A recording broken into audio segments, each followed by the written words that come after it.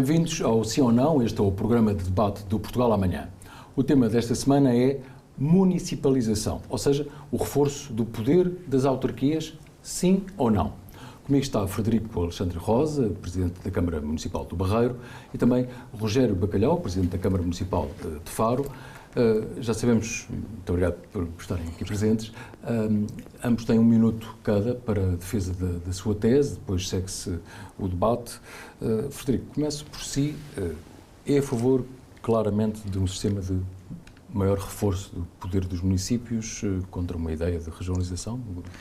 Eu diria, primeiro, bom dia aos dois, é um prazer estar aqui assim. Eu diria que mais do que municipalização, porque é um termo que eu pessoalmente não gosto, mas sim, claramente, a favor de uma descentralização de competências.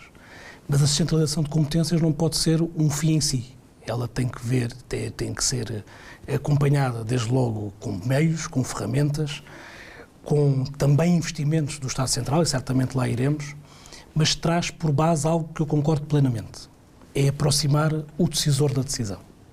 É muitas vezes dar o contexto que a distância das instituições para as pessoas que vão sofrer com essa decisão não permite que haja. Por isso, este reforço desta descentralização de competências para os municípios, eu acho que é central, mas ainda tem muitos passos para dar. Tem que ser aprofundada e concretizada. Eu não queria dizer dos dois lados da barricada, porque eu acho que estamos todos na mesma barricada, mas dos dois lados desta moeda. Aquilo que é as ferramentas que os municípios têm que passar a ter, mas também aquilo que são as obrigações que o Estado tem que as assumir e concretizar. Posto isto, acho que é um caminho que vai claramente melhorar o contacto e a vida das pessoas, da proximidade da decisão e da proximidade e da diminuição do tempo entre onde se toma a decisão e onde se operacionaliza a decisão. Muito bem, vamos continuar de seguida, mas ouvir primeiro a posição de Rogério Bacalhau a propósito deste tema. Não, a minha posição é idêntica. Eu sou um fervoroso adepto da descentralização. Não quer dizer que seja esta. Aliás, eu acho que esta descentralização, ninguém está satisfeito com ela, mas eu continuo a dizer que foi um passo de gigante aquilo que se fez. Porque se quebrou a barreira da transferência de competências, ou seja, da transferência, eu vou usar um termo só para dar aqui alguma notação mais forte, de poder. Ninguém gosta de perder poder, e a Administração Central já demonstrou que, ao longo dos séculos que não gosta. Os municípios também não. Há muitos municípios que ainda não fizeram transferência de competências para as freguesias. E, portanto, isto não é um problema da Administração Central, é um problema do país, que somos muito centralizados. Mas termos dado este passo, criando em 2019, 20, 21, um leque muito vasto de legislação que permitisse ir implementando paralelamente e agora, a partir deste ano, é universal. Acho que foi um passo de gigante, exatamente porque o que fizemos aqui é aproximar a decisão do problema. Mas os autarcas, nomeadamente da ASD, de autarcas sociais-democratas, têm tido algumas reservas, e por isso é que também lhe colocava a questão, relativamente ao modelo que tem sido seguido. Sim, é verdade. Vamos lá ver uma coisa. Eu acho que temos que estabilizar esta descentralização e aprofundá-la logo a seguir, ir dando passos para isso. Há muito mais coisas que podem ser descentralizadas, há muito mais coisas que podem ser feitas. A questão aqui é que o país não estava preparado para esta descentralização. E, portanto, nós temos vindo a batalhar por num conjunto de matérias. Algumas já conseguimos resultados através da Associação Nacional de Municípios Portugueses, mas eu dou-vos aqui um pequeno exemplo na área social. E por isso é que eu digo que o país não estava sequer preparado para isto. Na área social, o próprio Governo, a Segurança Social, não tinha sequer uma ideia de como é que as coisas funcionavam. Havia concelhos onde um técnico tinha 1000 processos de IRSI ao seu acompanhamento, no concelho ao lado tinha 30. Havia concelhos que praticamente não tinham atendimento social, no concelho ao lado existiam. Quando muitas vezes, se formos ver realidades entre os dois concelhos, se calhar aquele onde não existia tinha muito mais carências do que o outro. Ou seja, as coisas foram ao longo dos séculos, das décadas, foram feitas casuisticamente e porquê é que isto deu tanto trabalho e tantos problemas na descentralização? Porque foi preciso analisar isto. Frederico, no fundo é a mesma questão, mas este tema do reforço das competências para os municípios, como estava a referir, por exemplo, na educação ou na área da saúde, obviamente deve ser acompanhado de mais recursos financeiros.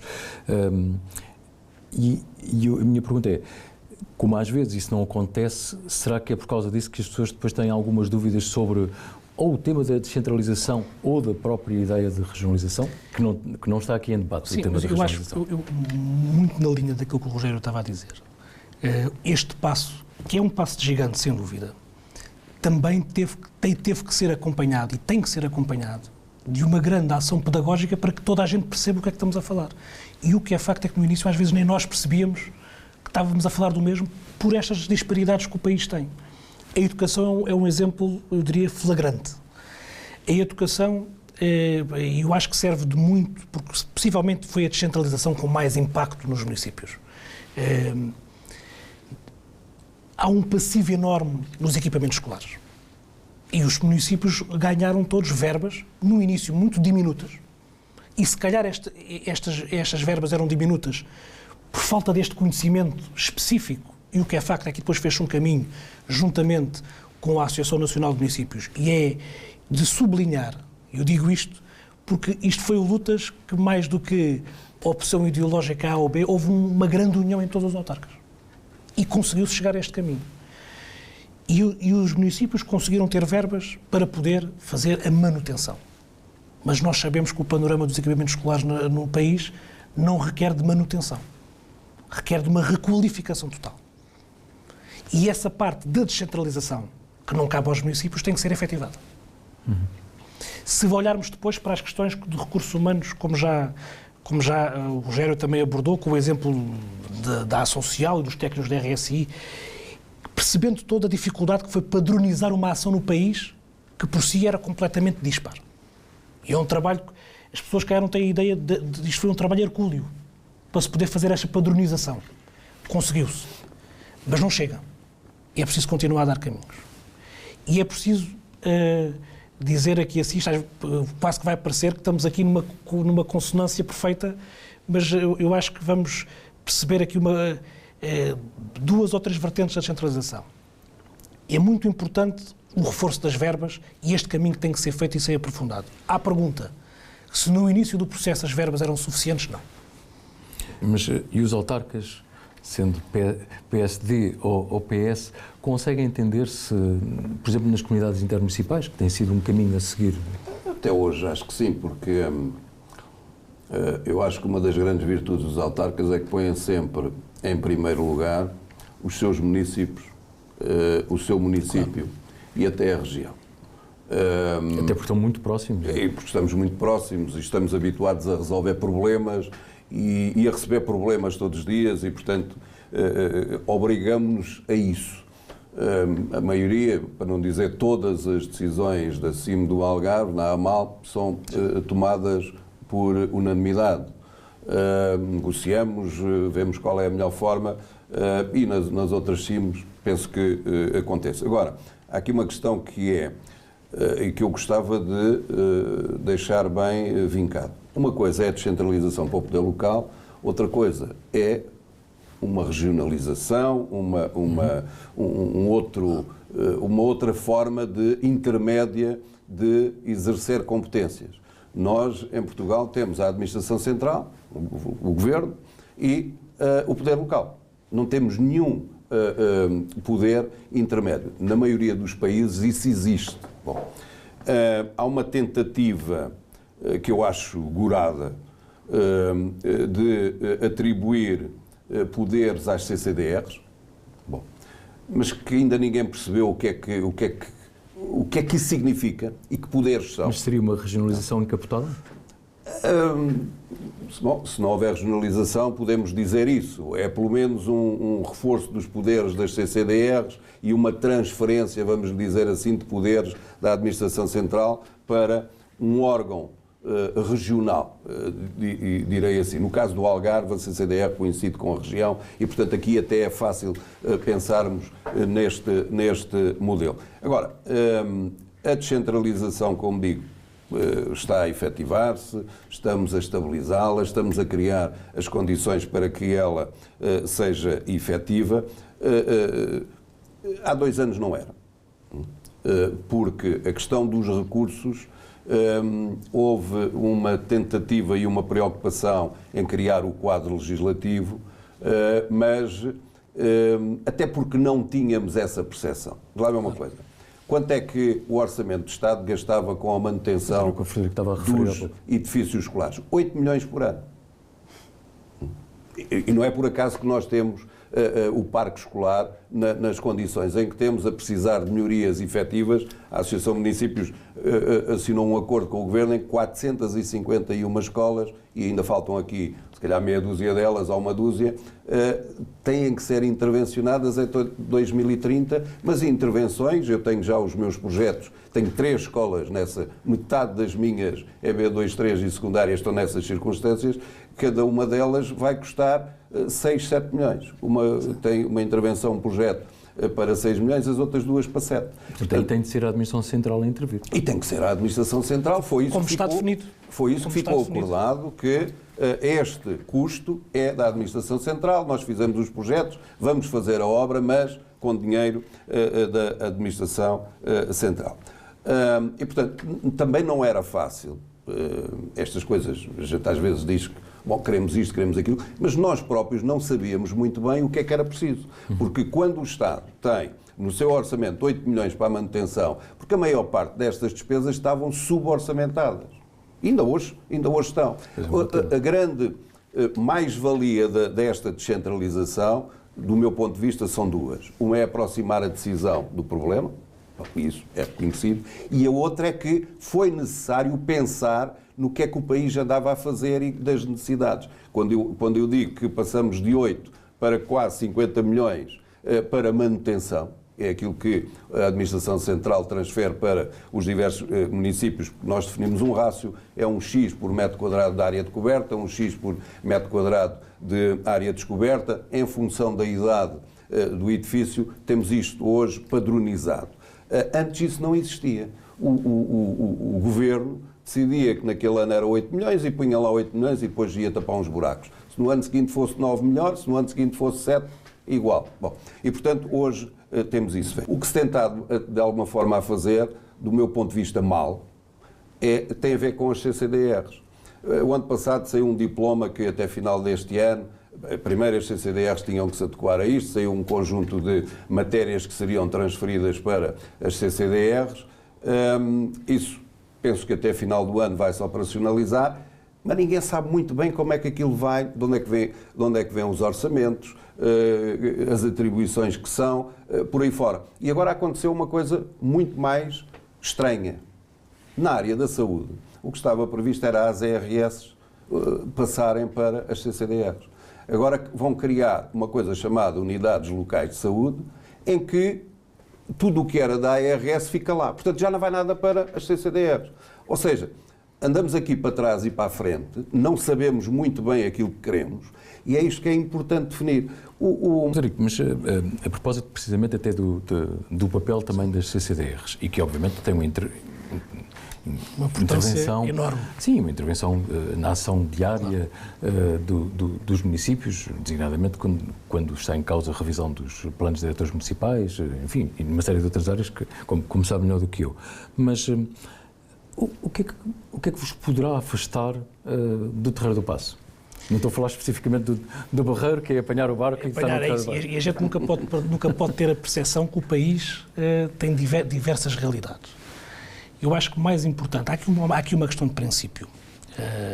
Eu sou defensor, e deu-se um passo já, mas eu sou defensor que os governos, sejam locais, regionais ou nacionais, têm que ser eleitos e não nomeados. Isto quer dizer que este passo que eu concordo com quem diz, às vezes, que é curto, desta eleição dos presidentes da CCDR pelos próprios presidentes já eleitos, que se calhar também tem que ser mais aprofundada, mas eu acho que é um passo importante. É um pouco como o que estávamos a falar do processo de descentralização de competências para os municípios. Tem que ser aprofundado. O que nos afasta do Terreiro do Paço, e agora tentando olhar para o país, não pode ser apenas uma coisa formal ou informal, tem que ser algo sistematizado e padronizado. E é aí que estes vários níveis de governação, onde as CIMs, as áreas metropolitanas, mas também o reforço de competências para as câmaras municipais e aquilo que foi muito bem dito, também o reforço de competências para as juntas de freguesia, que é a unidade, eu diria, operativa mais próxima do cidadão, tem que ser perfeitamente articulado. E essa articulação não pode estar dependente de uma proximidade física, de uma proximidade partidária, porque o país tem... E nós temos muitas vezes o país... Mas nos casos da CCDR é o que acontece. É isso. Nós sabemos muitas vezes temos o país a diversas velocidades e eu diria que não era normal que fosse só uma velocidade. Porque temos zonas muito diferentes no nosso país e ainda bem. Porque é aqui também que vem a nossa riqueza, claro, enquanto território. Na vossa opinião, e a pergunta é para ambos, faz sentido termos 308 municípios, portanto, esqueçam agora os vossos municípios, pela experiência, como cidadãos e autarcas, obviamente, mas termos 308 municípios, ou admitiriam, por hipótese, o cenário de fusões de municípios em regiões em que isso faça sentido? Isso aconteceu com as freguesias no período da Troika, mas por uma questão de gestão, de eficiência. Isso é algo que não se pode tocar? Olha, eu não diria isso, eu diria que eu não me sinto legitimado a responder para além do meu território. E no meu território a resposta é obviamente que não. Não me sinto sequer capaz de pensar no meu território perdendo a identidade que o tem, e calculo que seja comum a outros, mas eu só me sinto capaz a falar do meu. Por isso, essa para mim é uma questão que não se coloca. Mas deixa-me já agora a boleia dessa pergunta. Dizer-te que antes desse cenário, há cenários que eu se calhar gostava de ver cumpridos, e acredito que o Rogério, que já leva mais anos do que eu como Presidente de Câmara, ainda mais, que, nomeadamente, Lei das Finanças Locais, cumprida. Nomeadamente questões que eu sei que une muitos autarcas, como, por exemplo, a reversão de uma medida que já vem do tempo da Troika, que é a iluminação pública com IVA a 6%. Ou das refeições escolares, que eu subscrevo também, porque sei que também é algo que os autarcas sociais-democratas têm definido. Aliás, eu diria que é algo que todos têm definido.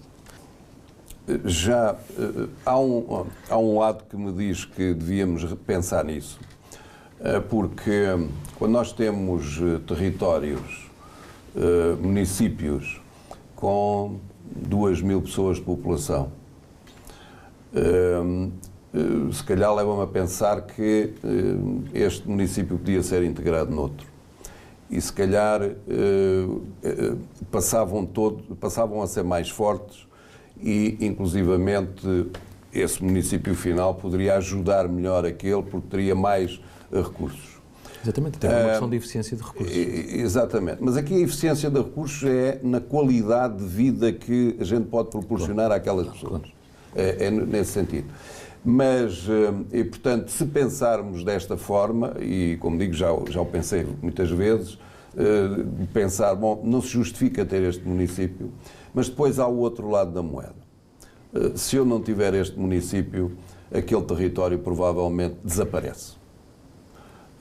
Se pensarmos que há municípios destes em que o maior empregador é a Câmara, que é a Câmara que, ao fim e ao cabo, zela por aquele território, faz com que as poucas pessoas que lá estejam ainda lá permaneçam, leva-me a pensar que não. E, portanto, não é uma pergunta de eficiência, é uma pergunta que vai muito mais para além, pensando nas pessoas, no próprio território, que ficaria, não digo abandonado, porque o autarca teria também aquele território para gerir, mas se calhar, ao repartir por todos, teria menos condições para isso. E, portanto, não é uma pergunta fácil, não é uma pergunta que eu possa e que queira responder relativamente a isso.